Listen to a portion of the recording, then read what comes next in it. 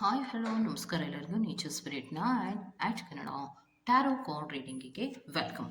ಇವತ್ತು ನಾನು ತಗೋತಾ ಇರುವಂತಹ ರೀಡಿಂಗ್ ಯಾವುದು ಅಂದರೆ, ನೀವು ಹೇಳುವಂಥದ್ದೇನು, ಪ್ರೀತಿಯನ್ನು ಬಿಟ್ಟು ನನಗಿರೋದಕ್ಕೆ ಆಗೋದೇ ಇಲ್ಲ, ನೀವು ನನ್ನನ್ನು ಮಾತಾಡಿಸ್ಲೇಬೇಕು ಅಥವಾ ಪ್ರೀತಿಯಲ್ಲಿ ರೀಯೂನಿಯನನ್ನು ಮಾಡಿಕೊಳ್ಳೇಬೇಕು ಅನ್ನುವಂತಹ ಹಠ ಮಾಡ್ತಾ ಇರೋದಿರ್ಬೋದು, ಅಥವಾ ದುಃಖ ಪಡೋದಿರ್ಬೋದು, ಸಂಕಟ ಪಡೋದಿರ್ಬೋದು, ಬೇರೆಲ್ಲ ಕೆಲಸಗಳನ್ನು ಬಿಟ್ಟು ನನಗೆ ಆ ಪ್ರೀತಿ ಬೇಕೇ ಬೇಕು ಅಥವಾ ಪ್ರೀತಿಸುವಂತಹ ವ್ಯಕ್ತಿ ಬೇಕೇ ಬೇಕು ಅಂತ ಯಾರೆಲ್ಲ ಹಠವನ್ನು ಮಾಡ್ತಿರ್ತೀರೋ ಅಥವಾ ದುಃಖವನ್ನು ಪಡ್ತಿರ್ತೀರೋ, ಟೈಮ್ ವೇಸ್ಟನ್ನು ಮಾಡ್ತಿರ್ತೀರೋ, ಅವರಿಗೆಲ್ಲ ನಿಮ್ಮ ಪರ್ಸನ್ ಕೊಡುವಂತಹ ಉತ್ತರ ಏನು ಅನ್ನೋದನ್ನ ನೋಡ್ತಾ ಹೋಗೋಣ.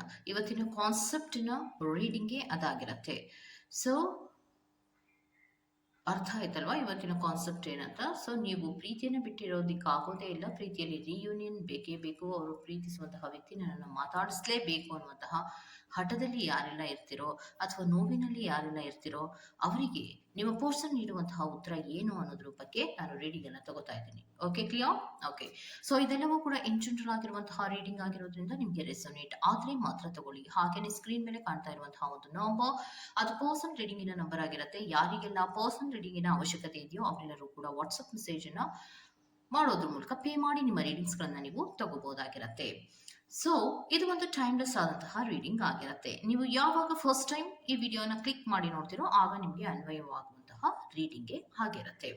ಸೊ ಎಷ್ಟೇ ಅಳ್ತಾ ಇದ್ರು, ಎಷ್ಟೇ ಮಾತಾಡಿಸುವಂತಹ ಪ್ರಯತ್ನವನ್ನ ನೀವು ಮಾಡ್ತಾ ಇದ್ರು, ಎಷ್ಟೇ ನೋವು ಪಡ್ತಾ ಇದ್ರು, ಏನೇ ಆದ್ರೂ ಕೂಡ ನಿಮ್ಮ ಪರ್ಸನ್ ನಿಮ್ಮ ಜೊತೆ ಮಾತಾಡ್ತಿಲ್ಲ ಅಥವಾ ಅವರು ಕಮ್ಯುನಿಕೇಶನ್ಸ್ ಅನ್ನ ಕರೆಕ್ಟ್ ಆಗಿ ಮಾಡೋದೇ ಇಲ್ಲ ಅಥವಾ ನನ್ನನ್ನು ನೆಗ್ಲೆಕ್ಟ್ ಮಾಡ್ತಾ ಇದ್ದಾರೆ, ಆದ್ರೆ ನನಗಂತೂ ಅವ್ರನ್ನ ಬಿಟ್ಟಿರೋದಕ್ಕೆ ಆಗೋದೇ ಇಲ್ಲ, ಇದೇ ಒಂದು ಫೈನಲ್ ಡಿಸಿಷನ್ ಅನ್ನುವಂತಹ ರೀತಿಯಲ್ಲಿ ಎಲ್ಲ ಕೆಲಸ ಕಾರ್ಯಗಳನ್ನ ಬಿಡ್ತೀರಾ, ನಿಮ್ಮಲ್ಲಿರುವಂತಹ ಎಲ್ಲ ಫ್ರೆಂಡ್ಶಿಪ್ ಅನ್ನ ಬಿಡ್ತೀರಾ, ಮಂಕಾಗಿ ಕೂತ್ಕೊಳ್ಳುವಂತಹದ್ದು ಇರಬಹುದು, ಅವರ ಬಗ್ಗೆನೇ ಚಿಂತೆ ಮಾಡೋದಿರಬಹುದು, ಅವರ ಜೊತೆಯಲ್ಲಿ ಕಳೆದಂತಹ ಕೆಲವೊಂದು ಟೈಮಿನ ಬಗ್ಗೆ ಯೋಚನೆ ಮಾಡೋದಿರಬಹುದು, ನನ್ನನ್ನು ಬಿಟ್ಟು ಹೇಗೆ ಹೋದ್ರು ಅವರು ಅನ್ನುವಂತಹ ರೀತಿಯಲ್ಲಿ ಆಲೋಚನೆಗಳನ್ನ ಮಾಡ್ಕೊಂಡು ಕೂತಿದ್ರೆ ನಿಮ್ಮ ಪರ್ಸನ್ ಕಡೆಯಿಂದನೇ ನೀವು ಉತ್ತರವನ್ನ ತಗೋಬಹುದಾಗಿರುತ್ತೆ.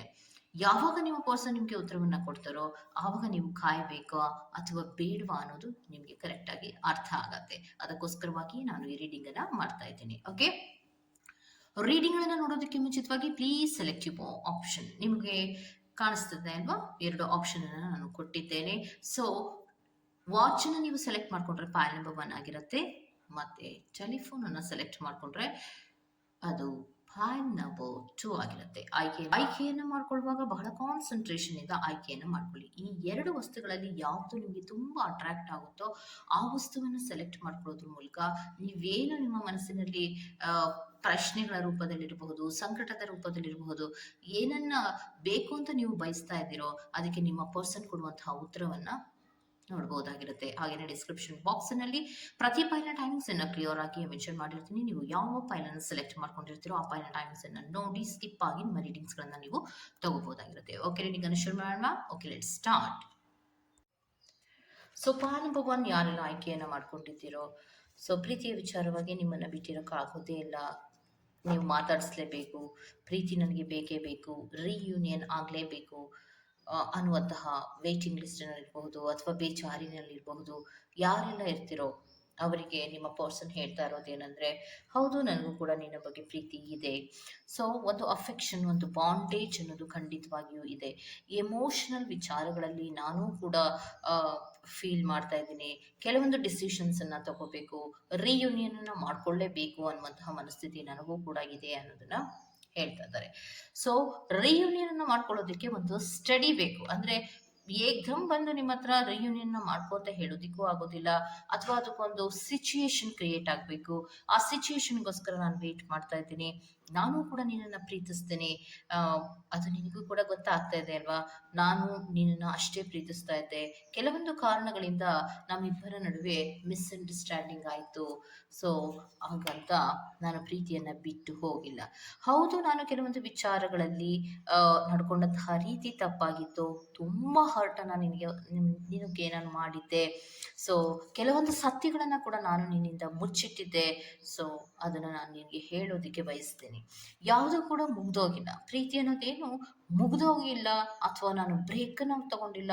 ಸೊ ನಮ್ಮಿಬ್ಬರ ನಡುವೆ ಒಂದು ಗೋಡೆ ಅನ್ನುವಂತಹದ್ದು ಕ್ರಿಯೇಟ್ ಆಗಿದೆ ಅಷ್ಟೇ. ಸೊ ನಾನು ಈ ಪ್ರೀತಿಯ ವಿಚಾರಕ್ಕೆ ಸಂಬಂಧಪಟ್ಟಂತೆ ರಿಯೂನಿಯನ್ ಮಾಡ್ಕೊಳ್ಳೋದಕ್ಕೆ ಸಿದ್ಧನಾಗಿದ್ದೇನೆ. ಸೊ ಈಗಲೂ ಕೂಡ ನಿನ್ನ ಜೊತೆ ಮಾತಾಡಬೇಕು, ಡಿಸ್ಕಸ್ ಮಾಡಬೇಕು ಅನ್ನುವಂತಹ ರೀತಿಯ ಮನಸ್ಥಿತಿಯೇ ನನಗೂ ಕೂಡ ಇರುವಂತಹದ್ದು ಅನ್ನುವಂತಹ ವಿಚಾರಕ್ಕೆ ಸಂಬಂಧಪಟ್ಟಂತೆ ಮಾಹಿತಿಯನ್ನು ಕೊಡ್ತಾ ಇದ್ದಾರೆ. ಸೊ ನೀವೇನು ಅಳ್ತಾ ಇದ್ದೀರಾ, ಸಂಕಟ ಪಡ್ತಾ ಇದ್ದೀರಾ, ವೇಟಿಂಗ್ ಅನ್ನ ಮಾಡ್ತಾ ಇದ್ದೀರಾ ಯೂನಿವರ್ಸಿನಲ್ಲಿ ಕೆಲವೊಬ್ಬರಿಗೆ, ಅವರಿಗೆ ನಿಮ್ಮ ಪರ್ಸನ್ ಹೇಳ್ತಾ ಇರೋದು ಹೌದು, ನಾನು ಕೂಡ ನಿನ್ನ ಪ್ರೀತಿಸ್ತಾ ಇದ್ದೀನಿ, ರಿಯೂನಿಯನ್ನ ಖಂಡಿತವಾಗಿಯೂ ನಾನು ಮಾಡ್ಕೋತೀನಿ. ಕೆಲವು ಸಿಚುಯೇಷನ್ಗಳು ಅನ್ನೋದು ಬೇಕು. ಆ, ಕೆಲವು ಸಿಚುಯೇಷನ್ಗಳು ಯಾವಾಗ ಕ್ರಿಯೇಟ್ ಆಗುತ್ತೋ, ಯಾವಾಗ ಅಂದ್ರೆ ಅದೇನು ಅಷ್ಟೊಂದು ದೂರದ ಮಾತೇನೂ ಅಲ್ಲ. ಕೆಲವೊಂದು ಸತ್ಯಗಳನ್ನ ಹೇಳಲೇಬೇಕು ನಾನು ನಿನಗೆ, ಕೆಲವು ಸತ್ಯಗಳನ್ನ ಹೇಳದೆ ಮುಚ್ಚಿಟ್ಟಿದ್ದೆ, ಆ ಎಲ್ಲ ವಿಚಾರಗಳನ್ನ ನಿನ್ನ ಹತ್ರ ಹೇಳ್ಕೋಬೇಕು ಅಂದ್ರೆ ಆ, ನನಗೆ ಸ್ವಲ್ಪ ಟೈಮ್ ಬೇಕಾಗುತ್ತೆ. ಸೊ ನಾನು ಕೂಡ ನಿನ್ನನ್ನ ಪ್ರೀತಿಸ್ತಾ ಇದ್ದೀನಿ, ಅಷ್ಟೊಂದು ಬೇಜಾರನ್ನ ನೀನು ಮಾಡ್ಕೋಬೇಡ ಅನ್ನುವಂತಹ ರೀತಿಯ ಉತ್ತರಗಳನ್ನೇ ಕೊಡ್ತಾ ಇದ್ದಾರೆ. ಸೊ ಇದು ಒಂದು ಜನರಲ್ ರೀಡಿಂಗ್ ಆಗಿರುತ್ತೆ. ನಿಮಗೆ ಪರ್ಸನಲ್ ಆಗಿ ನಿಮಗೆ ರೀಡಿಂಗ್ ಬೇಕು, ನನ್ನ ಪರ್ಸನ್ ನನ್ನ ಬಗ್ಗೆ ಏನು ಯೋಚನೆ ಮಾಡ್ತಾ ಇದ್ದಾರೆ, ನಾನು ಯೋಚನೆ ಮಾಡುವಂತಹ ರೀತಿಗೂ ಮತ್ತೆ ನನ್ನ ಪರ್ಸನ್ ಯೋಚನೆ ಮಾಡುವಂತಹ ರೀತಿಗೂ ಸೇಮ್ ಇದೆಯಾ ಅಂತ ನೀವು ತಿಳ್ಕೋಬೇಕು ಅಂದ್ರೆ ಖಂಡಿತವಾಗಿ ನೀವು ಪರ್ಸನ್ ರೀಡಿಂಗ್ ಅನ್ನ ತಗೊಳ್ಳೋದ್ರ ಮೂಲಕ ಕ್ಲಾರಿಫೈ ಅನ್ನ ಮಾಡ್ಕೊಳ್ಳಿ. ಓಕೆ, ಸೊ ಇದಿಷ್ಟು ಫೈಲ್ ನಂಬರ್ 1 ಅವರ ರೀಡಿಂಗ್ ಆಗಿರುತ್ತೆ. Go to the next file number 2. So file number 2 ಯಾರೆಲ್ಲ ಆಯ್ಕೆಯನ್ನ ಮಾಡ್ಕೊಂಡಿದ್ದೀರಾ ಅದು ಟೆಲಿಫೋನ್ ಆಗಿರುತ್ತೆ. ನಿಮ್ಮ ಪರ್ಸನ್ ಏನು ಹೇಳ್ತಾ ಇದ್ದಾರೆ ಅನ್ನೋದಾದ್ರೆ, ನೀವೇನು ವೇಟಿಂಗ್ ಅನ್ನ ಮಾಡ್ತಾ ಇದ್ದೀರಾ, ಪ್ರೀತಿಗೋಸ್ಕರ ಏನು ಸಂಕಟವನ್ನ ಪಡ್ತಾ ಇದ್ದೀರಾ, ಅದಕ್ಕೆ ನಿಮ್ಮ ಪರ್ಸನ್ ಕೊಡುವಂತಹ ಉತ್ತರ ನಾನು ಕೂಡ ನಿನ್ನನ್ನು ಪ್ರೀತಿಸ್ತಾ ಇದ್ದೀನಿ, ನಾನು ನಿನ್ನಷ್ಟೇ ಪ್ರೀತಿಸ್ತಾ ಇದ್ದೀನಿ. ಯಾಕಂದ್ರೆ ಪ್ರತಿ ಒಂದು ಮಾತುಗಳಿರ್ಬೋದು, ಮತ್ತೆ ಭಾವನೆಗಳಿರ್ಬೋದು, ಎಲ್ಲವನ್ನ ಶೇರಿಂಗ್ ಮಾಡ್ಕೊಂಡಿದ್ದೀವಿ, ನಾವಿಬ್ರು ಮಾಡ್ಕೊಂಡಿದ್ದೀವಿ. ಸಾಲಿಡ್ ಆದಂತಹ ಪ್ರೀತಿ ಅಂತ ನಿನಗೂ ಅನ್ಸಿತ್ತು, ನನಗೂ ಕೂಡ ಅನ್ಸಿತ್ತು.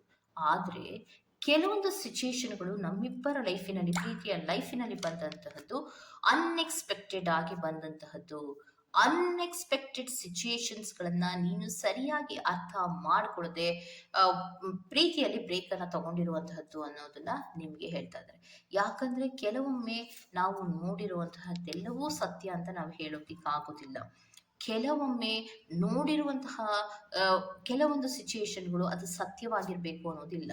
ಅದಕ್ಕೆ ಕೆಲವೊಂದು ಟೈಮ್ ಅನ್ನ ಕೊಟ್ಟು ನೀವು ಅದನ್ನ ಕ್ಲಾರಿಟಿಯನ್ನು ಮಾಡ್ಕೋಬಹುದಾಗಿತ್ತು.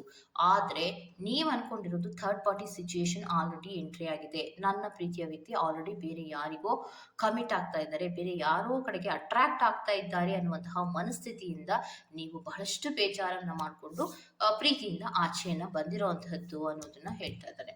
ಸೊ ಸ್ಪೇಸ್ ಅನ್ನು ತಗೊಂಡಿದ್ಯಾ, ಈಗ ನಾನು ಬಂದು ನಿನ್ನನ್ನು ಮಾತಾಡ್ಸಿದ್ರೆ ಅಥವಾ ಪ್ರೀತಿಯನ್ನು ತೋರಿಸೋದಕ್ಕೆ ಬಂದ್ರೆ ನೀನ್ ಅದನ್ನು ಒಪ್ಪೋದಿಲ್ಲ, ಯಾವುದೇ ಕಾರಣಕ್ಕೂ ನೀನು ನಂಬೋದಿಲ್ಲ.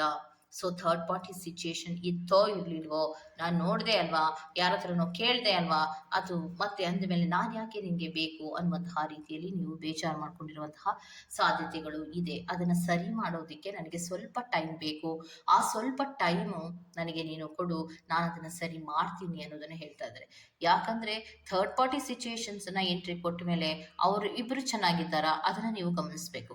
ಅಥವಾ ನೀವು ಕೆಲವೊಂದು ಸಿಚುಯೇಷನ್ಗಳನ್ನ ಏನ್ ಗಮನಿಸಿರ್ತಿರಲ್ಲ ಅದು ನಿಜವಾಗ್ಲೂ ಥರ್ಡ್ ಪಾರ್ಟಿನ ಅನ್ನೋದನ್ನ ಕ್ಲಾರಿಟಿಯನ್ನ ತಗೋಬೇಕು. ಸೊ ಇಲ್ಲಿ ಏನೋ ವ್ಯತ್ಯಾಸಗಳು ಆಗಿದೆ ನಿಮ್ಮ ಪ್ರೀತಿಯಲ್ಲಿ. ಫೈಲ್ ನಂಬರ್ 2 ಅವರಲ್ಲಿ ಅವ್ರು ಹೇಳ್ತಾ ಇರೋದೇನಂದ್ರೆ, ಜಸ್ಟ್ ಅಟ್ರಾಕ್ಷನ್ ಆಗಿ ಮಾತಾಡ್ಸಿರಬಹುದು ಅಥವಾ ನಿಮ್ಮ ಪರ್ಸನ್ ಬೇರೆಯವರನ್ನ, ಸೊ ಅದನ್ನ ನೀವು ಥರ್ಡ್ ಪಾರ್ಟಿ ಸಿಚುಯೇಷನ್ ಅಂತ ನೀವು ಅನ್ಕೊಂಡಿರಬಹುದು. ಸೊ ಅವ್ರು ಹೇಳ್ತಾ ಇದ್ದಾರೆ ಅದು ಅನ್ಎಕ್ಸ್ಪೆಕ್ಟೆಡ್ ಆಗಿ ನಡೆದಂತಹ ಕೆಲವು ಸಿಚುಯೇಷನ್ಸ್ಗಳು. ಮತ್ತೆ ಥರ್ಡ್ ಪಾರ್ಟಿ ಸಿಚುಯೇಷನ್ ಅನ್ನೋದು ಅನ್ಎಕ್ಸ್ಪೆಕ್ಟೆಡ್ ಆಗಿ ಬಂದಿದ್ರು ಕೂಡ ಅದರ ಕ್ಲಾರಿಟಿಯನ್ನು ನೀನು ತಗೋಬಹುದಿತ್ತು. ಆದ್ರೆ ನೀನು ಬೇಜಾರನ್ನ ಮಾಡ್ಕೊಂಡು ಪ್ರೀತಿಯಲ್ಲಿ ಒಂದು ಬ್ರೇಕ್ ಅನ್ನು ತಗೊಂಡೆ. ಈಗ ಮರೆಯಕ್ಕಾಗೋದಿಲ್ಲ, ರಿಯೂನಿಯನ್ ಮಾಡ್ಕೋಬೇಕು, ಒಂದು ಮೆಸೇಜ್ಗೋಸ್ಕರ ಕಾಯ್ತಾ ಇರ್ತೀಯ, ಆದ್ರೆ ನಿನ್ನ ಕಡೆಯಿಂದ ಯಾವುದೇ ರೀತಿ ಮೂಮೆಂಟ್ಸ್ ಬರೋದಿಲ್ಲ, ನಾನೇ ಮಾತಾಡ್ಬೇಕು ಅನ್ನೋದನ್ನ ಅನ್ಕೋತೀಯ.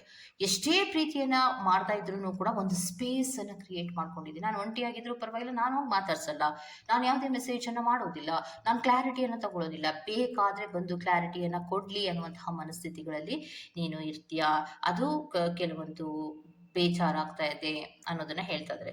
ಸೊ ನನಗೆ ಸ್ವಲ್ಪ ಟೈಮ್ ಬೇಕು, ಪ್ರೀತಿಯನ್ನ ಸರಿ ಮಾಡ್ಕೊಳ್ಳೋದಕ್ಕೆ ಸ್ವಲ್ಪ ಟೈಮ್ ಅನ್ನ ಕೊಟ್ರೆ ಖಂಡಿತವಾಗಿಯೂ ನಾನು ನಿನ್ನ ಬಳಿಯಲ್ಲಿ ಬಂದು ಮಾತಾಡಿ ಸರಿಯನ್ನ ಮಾಡ್ಕೋತೀನಿ ಅನ್ನುವಂತಹ ಉತ್ತರವನ್ನ ನಿಮ್ಮ ಪರ್ಸನ್ ನಿಮ್ಗೆ ಕೊಡ್ತಾ ಇದ್ದಾರೆ. ಓಕೆ, ಸೊ ಇದಿಷ್ಟು ಫೈಲ್ ನಂಬರ್ 2 ಅವರ ರೀಡಿಂಗ್ ಆಗಿರುತ್ತೆ. ಈ ತರಹದ ರೀಡಿಂಗ್ ನಿಮ್ಗೆ ಇಷ್ಟ ಆಗಿದೆ ದಯವಿಟ್ಟು ಸಬ್ಸ್ಕ್ರೈಬ್ ಮಾಡಿ, ಪಕ್ಕದಲ್ಲಿರುವಂತಹ ಬೆಲ್ ಐಕಾನ್ ಅನ್ನ ಪ್ರೆಸ್ ಮಾಡಿ.